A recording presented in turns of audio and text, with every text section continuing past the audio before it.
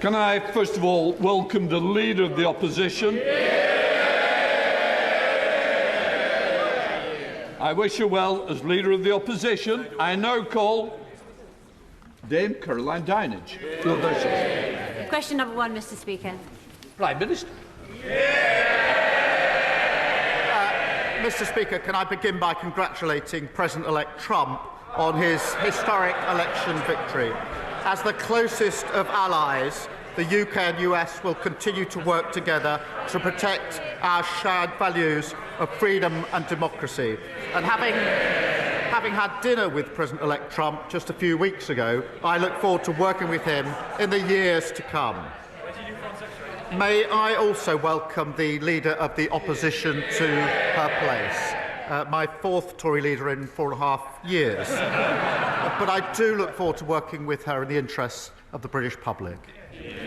Mr. Speaker, this weekend is Remembrance Sunday, and people across the country will come together to pay solemn tribute to those who made the ultimate sacrifice, defending the values and freedoms that we enjoy today. And I'm sure the entire House will join me in paying tribute to them. Mr. Speaker, this morning I had meetings with ministerial colleagues and others. In addition to my duties in this House, I shall have further such meetings later today. Dame Caroline.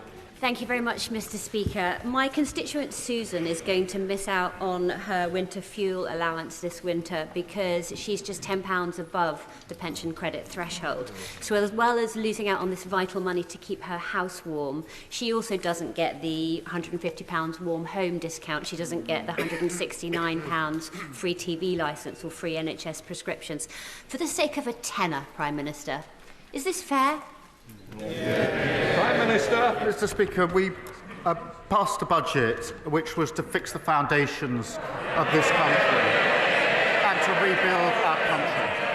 And one of the issues we had to confront was the £22 billion black hole that was left by the last government. We've taken the tough decisions. That will stabilise our economy. That means we can commit to the triple lock, and that means that pensioners will be better off seeing the increase in their pension they would have been under the party opposite. Jacob Collier. Thank you, Mr. Speaker. Every week I meet hard-working families in Burton and Uttoxeter who are juggling raising their children and their family finances. When they hear the party opposite and its new leader say that maternity pay has gone too far, they are terrified about what this means for them. To ease the worry felt by thousands of hard-working families, can the Prime Minister please commit that he has no plans to change maternity pay or to roll back the hard-won rights of working families? Well, I thank my honourable friend for his question. He's a champion for families in his constituency. My answer is simple, yes. And I don't agree with the Leader of the Opposition when she says that maternity pay is excessive and that it's gone too far. I come to the Leader of the Opposition, Kemi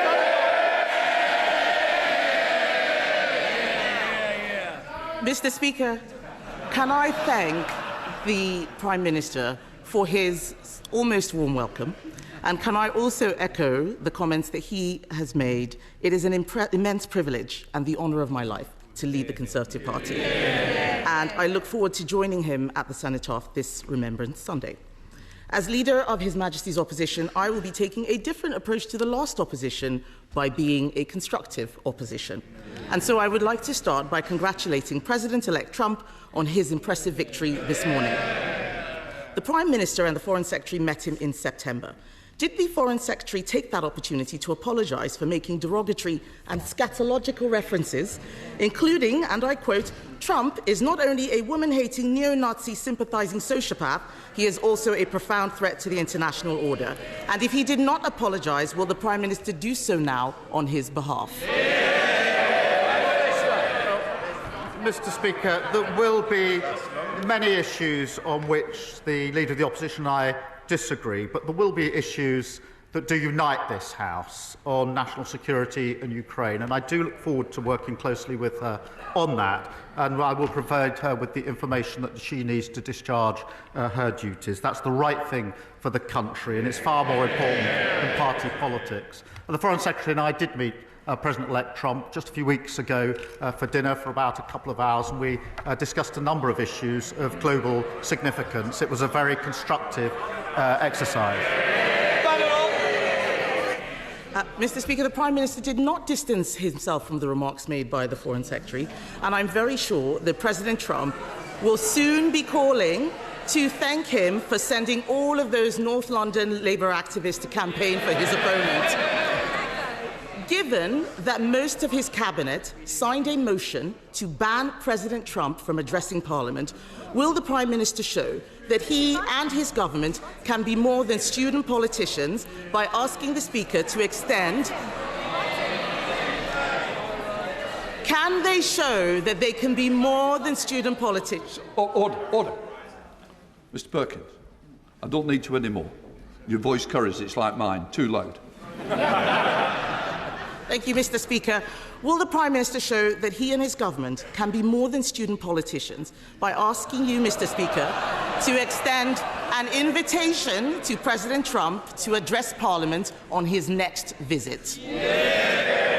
Mr. Speaker, the Leader of the Opposition is giving a masterclass on student politics. Seriously, Mr. Speaker, we live in probably a more volatile world than we've lived in for many decades. It is absolutely crucial that we have a strong relationship, that strong special relationship forged in difficult circumstances between the US and the UK. We will continue to work, as we have done in the 4 months in government, on issues of security, our economy and global conflict. Mr. Speaker, he does not answer the questions, just read the lines the officials have prepared for him. It doesn't sound like he wants to invite President-elect Trump to Parliament.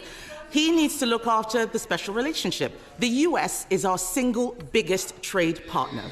Given the risk of increased tariffs on UK exports, which threaten our manufacturing sector, will the Prime Minister commit now to continue the negotiations on our free trade agreement with the US, which the Biden administration cancelled when they came into office? Prime Minister.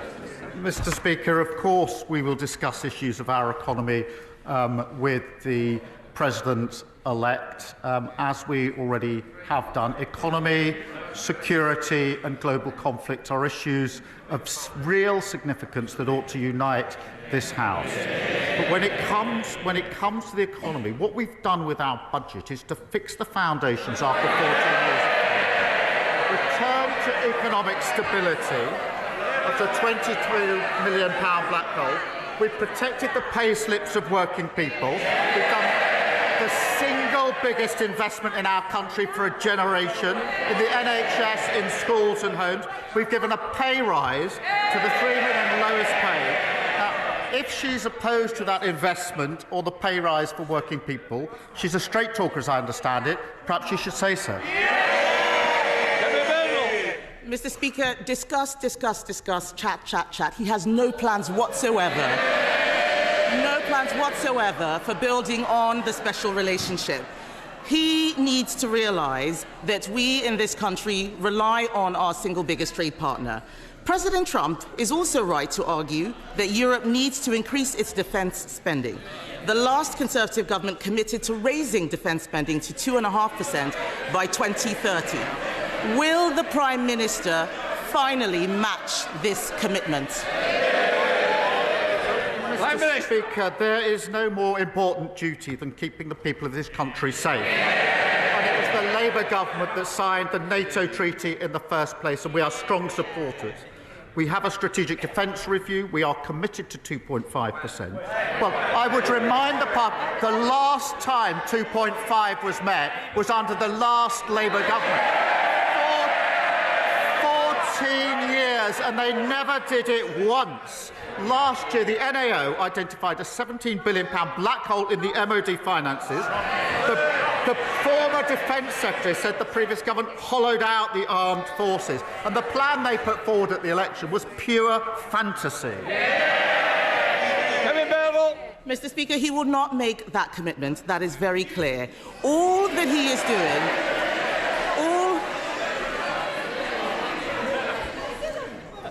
I'm going to hear the questions. If the people who don't want to hear it, they can leave now. Come on. Mr. Speaker, he will not make that commitment, and yet the world is getting more dangerous. His Chancellor's budget did not even mention defence. The Chancellor's budget last week was a copy and paste of Bidenomics. It turns out that a high spending, high borrowing, high inflation approach is less popular than she may have thought. May I suggest he now urge her to change course, or is he determined to be a one-term leader? Prime Minister. The one thing I learned as Leader of the Opposition is it's a good idea to listen to what the government is actually saying.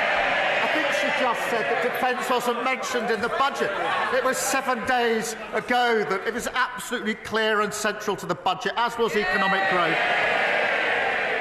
We are fixing the foundations. We're giving a pay rise to millions of people. We're picking up the mess that they left, 22 billion, and a tax rise and a pay rise for working people. And I haven't heard yet her welcome that pay rise for the 3 million lowest paid workers.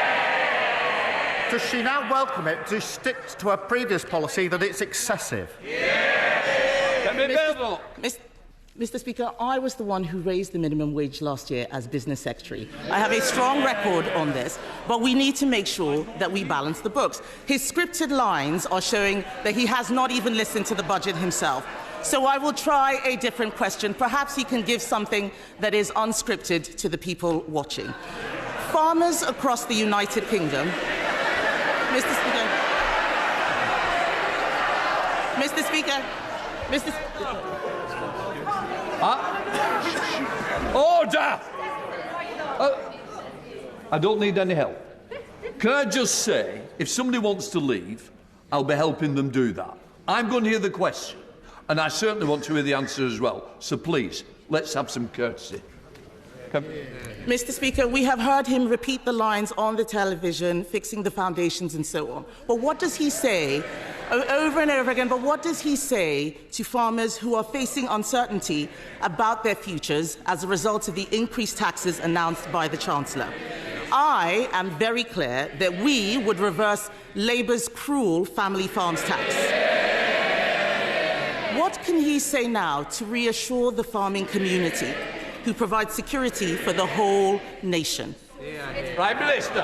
I'm happy to help the Leader of the Opposition. If she's going to complain about scripted answers, it's probably best not to read that from a script. What I will say about farmers is this.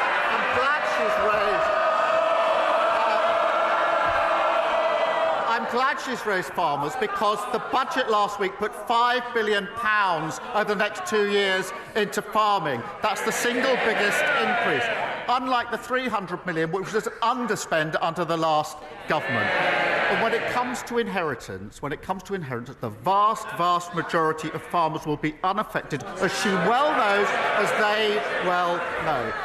But that budget was about fixing the foundations, fixing the whole 22 billion that they left, and investing in the future of our country, investing in our NHS, investing in our schools, our hospitals and our homes. And I'm proud that that's the investment work. And if they oppose it, they should go out there and tell their constituents they're against that investment in the future of our country. That's the difference. A Labour government taking us forward. They're stuck in the past. Thank you, Mr. Speaker. I'm going to hear Matthew Patrick. Mr. Speaker, Emily left her ex, but the abuse did not stop. He stayed in their home, cancelled the mortgage contributions and destroyed her credit score. Now she cannot even take out a mobile phone contract. Surviving economic abuse and UK finance have made progress tackling this issue, but more has to be done. Will the Prime Minister and his government work with me to introduce new provisions so that we can restore the credit files for survivors of economic abuse like Emily? Well, I thank my honourable friend for raising this really important issue, because economic abuse has a devastating impact on victims, leaving them vulnerable and isolated. And we are committed to ending this national emergency and keeping women safe from domestic abuse, harassment and stalking. And, Mr. Speaker, that includes £200 1,000 this year to the charity Surviving Economic Abuse, and HMRC have launched an online tool to help charities and businesses identify and respond to economic abuse. And I'll make sure he has a meeting with the relevant minister. Leader of the Liberal Democrats, Sir Ed Davey. Can I join the Prime Minister in his comments about Remembrance Sunday? We must always remember the brave British men and women who gave their lives for our country. And can I join him in welcoming the Conservative leader to her place? And can I congratulate her on becoming the first black leader of a UK-wide party, a major and historic achievement? Mr. Speaker, President-elect Trump praised Vladimir Putin's invasion of Ukraine, and I quote, he called it genius. He also said he would encourage Russia to do whatever the hell they want to NATO allies. So what action is the Prime Minister taking to encourage a Trump presidency to change its mind? Because otherwise it's a huge threat to global security and to national security in the UK. Does he agree with me that the US will not oppose President Putin and support our brave Ukrainian allies? The UK must lead in Europe so that together we do. Prime Minister. Mr. Speaker, I'm very proud that in this House we are united on the question of Ukraine and clear about Russian aggression, and we will continue to do so. I've long taken the view that the only winner, if we are divided in this House, is Putin, and I'm not prepared to let that happen. Our relationship with the US is a strong relationship forged in very difficult circumstances historically. It remains as strong today as it was when it was first forged, and I look forward to working with President-elect Trump to ensure that relationship stays the special relationship. Sir David. I'm grateful for the Prime Minister's comments on Ukraine, but Donald Trump has also said that trade wars are good. He calls himself tariff man. People are really worried that Trump trade wars and tariff will damage our economy, damage businesses, and hit the cost of living here in the UK. So, given this, does the Prime Minister recognise that it's more urgent than ever that we support our British economy by getting rid of the damaging trade barriers with Europe put in place by the Conservatives? Prime Minister. Well, Mr. Speaker, as you will know, we've put the economy centrepiece to our budget, and we will do everything that we need to do to ensure our economy grows, and that's measured in living standards going up for working people across the country. Thank you. Alex Baker. Thank you, Mr. Speaker. There are so many families across Aldershot and Farnborough who have struggled for years to get their children the need they help with special educational needs. It is therefore shameful to read misguided claims that autistic people may well get better treatment and receive economic privileges and protections made by the Leader of the Opposition. Will the Prime Minister stand with families of autistic children and distance this government from those awful words? Mr. Speaker, I'll leave the Leader of the Opposition to respond to those words. As the recent NAO report exposed, under the previous government, children with SEND were being failed by the system, and this has come up, I think, now 5 times in the last 2 or 3 weeks at PMQs. It's clearly a serious issue. Our focus will be ensuring every child receives the right support to succeed in their education. So, Sir Eastwood. Mr. Speaker, Prime Minister, Northern Ireland is considered one of the most dangerous places in Europe to be a woman. In the last 4 years, 24 women have been killed. But one of the most dangerous places for women and girls is online. I also want to pay tribute to the work of Belfast and Lisburn Women's Aid, who are tireless in their advocacy for women. So what is this government doing to keep women and girls safe online, not just in Lagan Valley, but right across the United Kingdom? Prime Minister. Well, the right honourable member is right to draw attention to this issue. Misogyny and abuse, both online and offline, causes horrendous harm to women and girls across the UK. And can I just commend her honesty and bravery in speaking out about her own experiences and her dedication to creating safe spaces for women in her constituency. We must create a safer world online for women and girls through the Online Safety Act, mitigating the risk of illegal content and activity which is abusive or incites hatred. Bill Cole. Everyone in Southwark will benefit from the positive measures in the budget last week, especially the thousands on the minimum wage getting a real terms increase to help themselves, help their families and help the economy. But the new leader of the Tory party, this week's leader, is on record as saying she wants to scrap it, having seemingly learnt nothing from July. Will the Prime Minister pledge to protect the minimum wage and increase it in this Parliament as finances allow? Prime Minister. Mr. Speaker, the last Labour government transformed the labour market with the national minimum wage, something which was opposed by the party opposite at the time. And sadly, they don't seem to have changed. I was surprised by the comments of the Leader of the Opposition. I was surprised to see the new Shadow Business Secretary say the minimum wage, and this is a quote, something legislators pass to make themselves feel good. I disagree, and I'm very proud of the fact that this Labour government has raised wages for 3 million of low-paid workers, and I expect the party opposite to welcome that. George Freeman. Thank you, Mr. Speaker. After 14 years shaping the UK's long-term strategies for life science, agri-tech, fusion and space, I welcome the government's industrial strategy. But too many of our great companies are being bought out by our competitors. To build the industries of tomorrow here, we need to unlock some of the hundreds of billions in UK pension funds in the city, only 3% of which are now investing in UK equities.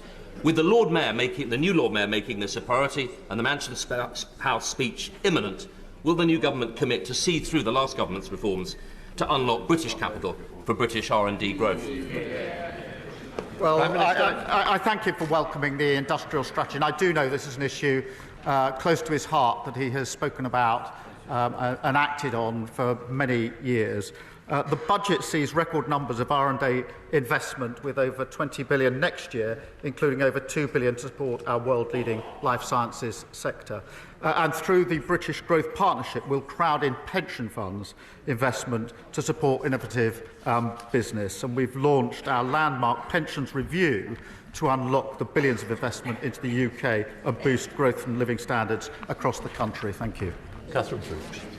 Mr. Speaker, as the Chancellor said last week, we were left a toxic legacy by the previous government, including rivers filled with polluted waste. Will the Prime Minister put the River Wye into special measures by designating it a water protection zone? And will he meet with me and the excellent cross-border Wye Catchment Partnership to deliver their plan to clean up the Wye? Prime Minister. The River Wye is one of our most important, iconic rivers, and we are working closely with the Welsh Government on this pressing issue. A destruction of our waterways should never have been allowed, and that's why we launched a Water Commission to attract investment and speed up infrastructure delivery. And we introduced legislation to enable tougher penalties and severe fines to crack down on polluters. I will make sure that she gets a meeting with the relevant minister. Power of the House to Edward Lee. As a good lawyer, I know the Prime Minister will want to listen to the evidence. So if the evidence mounts from experts in organisations such as the NFU that smaller family farms of average size, 250 acres, are going to be severely impacted by this tax, in a spirit of compromise, will he listen to the evidence, keep an open mind, and perhaps be prepared to raise the thresholds to preserve our family farms? Mr. Speaker, we are listening to farmers, and the Environment Secretary and the Treasury Ministers met with the NFU on Monday of this week. We have taken a fair and balanced approach. The vast majority of farms will not be affected by this. But what I will also say is, having grown up in a rural community, I know that rural communities also need an NHS that's back on its feet. They also need schools that their children can go to and homes that their families can afford to live in. But we will continue to talk to the NFU and others. Mary Glenda. Thank you, Mr. Speaker. This week, the Leader of the Opposition told us that any outrage at suitcases full of wine and karaoke machines in Downing Street, whilst people across the country were told to stay at home, was all overblown. For the people and businesses in my constituency who followed the rules, many of us at great personal cost, this is an insult.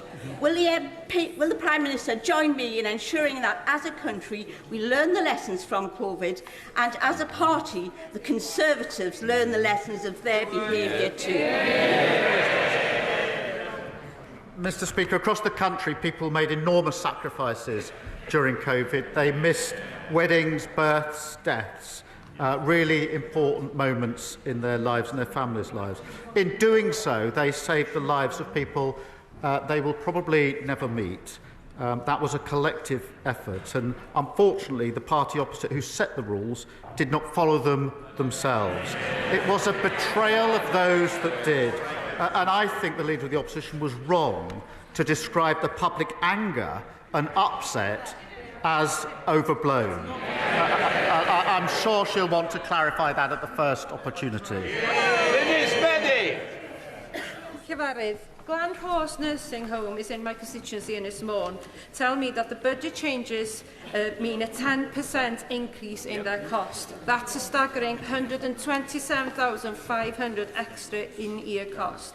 Will the Prime Minister reconsider the rise in the employer's national insurance? Prime Minister. Mr. Speaker, what we did in the budget last week was to ensure that no one would face tax rises in their payslip. We had to deal with the £22 billion black hole, but when we did so, we protected the smallest businesses and charities. We doubled the employment allowance to £10,500. That means that 40% of employers won't pay employers' NICs. Companies with 4 employees or less on a minimum wage will pay no employer NICs at all, and half of businesses that pay NICs will see no change or pay less after the budget. Thank you. Bill Brickle. Yeah, my constituents in Bolton West were pleased to hear last week's budget prioritise investment in public infrastructure, including important projects such as the electrification of the Wigan to Bolton railway line, which will deliver more reliable and greener journeys.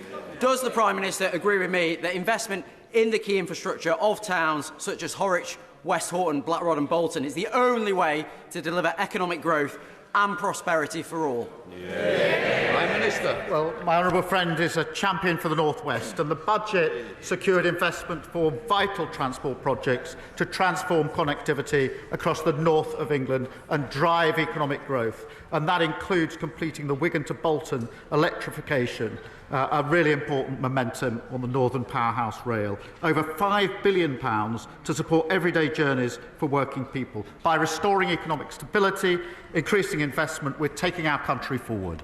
Victoria Collins. Thank you, Mr. Speaker. The Swan Youth Project in Berkhamsted is an incredible drop-in centre that intervenes to bring hope and a better future to teenagers like Lex and Megan who've been facing anxiety, depression and long mental health waiting lists, as well as families coping with SEND. They've already written to the Treasury saying that they're worried about getting the funds that they need as our communities face a tough winter and grants are depleting. Parole, the manager, also assures me that she makes a mean curry and would welcome the Prime Minister. So will the Prime Minister join me to discuss their concerns and ensure that organisations in the third sector like theirs get the support that they need as they work tirelessly for our communities?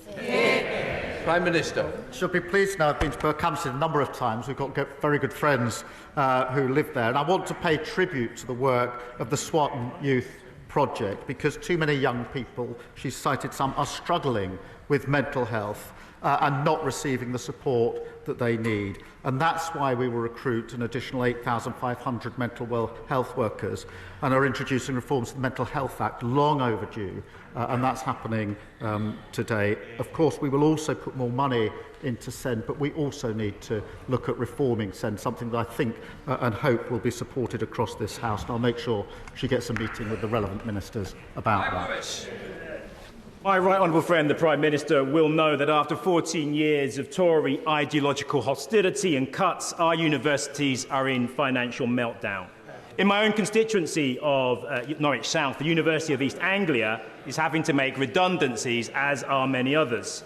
Our honourable friend, the Secretary of State for Education, has started to address the problem, but we need a longer-term solution that doesn't simply saddle more debt on our young people. So can my right honourable friend say how we can move to fix the foundations of higher education as we go forward? Prime Minister. I thank him for that question. He's right to raise higher education because we inherited a sector facing severe financial challenges.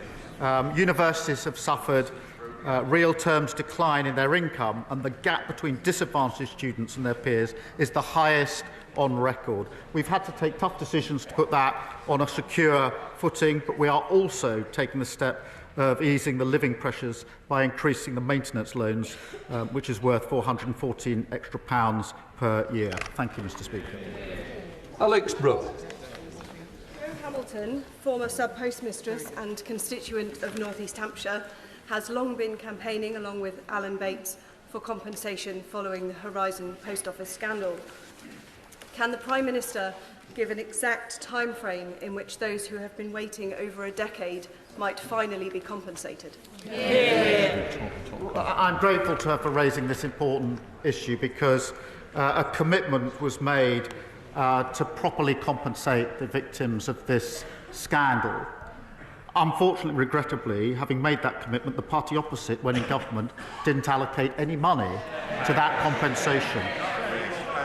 Her constituents will be pleased to know that we have changed the approach there. We've set out the compensation within the budget, a transparent budget, an accountable budget, and we'll make the payments just as soon as we can. Torquil Crichton.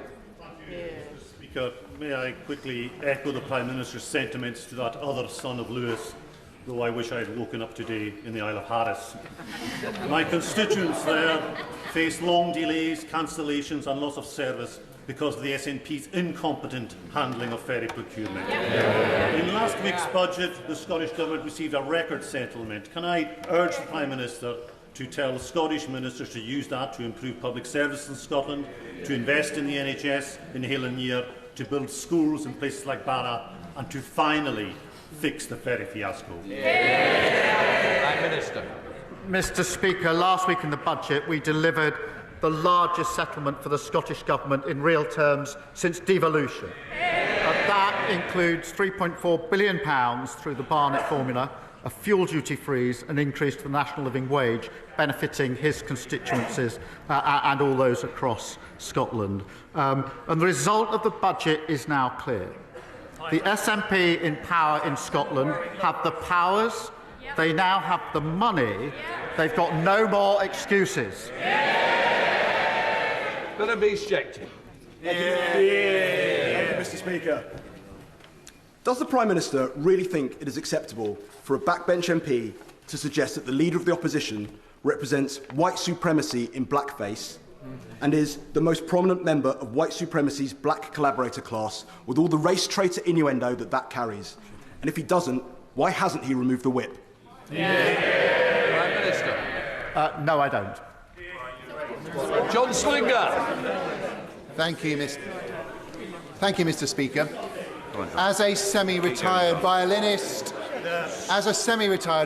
and rock musician asking a semi-retired multi-instrumentalist, I feel confident that the Prime Minister shares my belief in the importance of music education.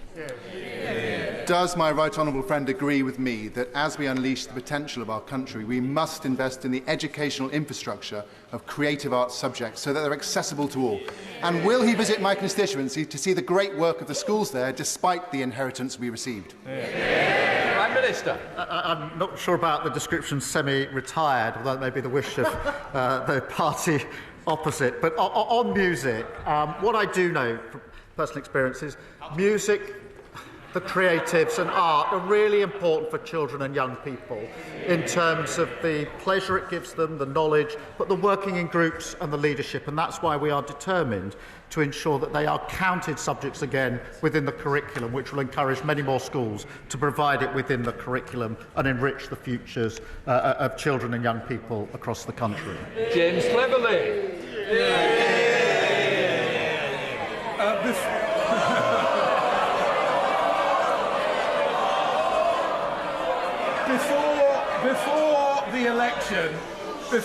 election, he claimed that he would not put up national insurance contributions. He put it up. Before the election, he claimed he would scrap tuition fees. He put it up. Before the election, he said he would not tax family farms. He's taxing family farms. Will he address his party's growing reputation for dishonesty by making good on his commitment to close the Wethersfield Asylum Accommodation Centre in my constituency? Mr. Speaker, we're keeping the promises we made in our manifesto. His problem is he can't add up. If he could add up, he might be down here rather than up there, and we'll take up the issue in his constituency. Douglas McAllister! Thank you, Mr. Speaker. Monday of this week marked the 7-year anniversary of my constituent Jakhtar Singh Johal's arbitrary detention in India. Can the Prime Minister assure me that he and his government will do all they can to secure his immediate release and bring him home? Yes, we're absolutely committed to pushing the Government of India on this really important case. And the Foreign Secretary has raised it and will continue to do so, and we'll make sure that we speak to him as we do. Right, that completes Prime Minister's questions.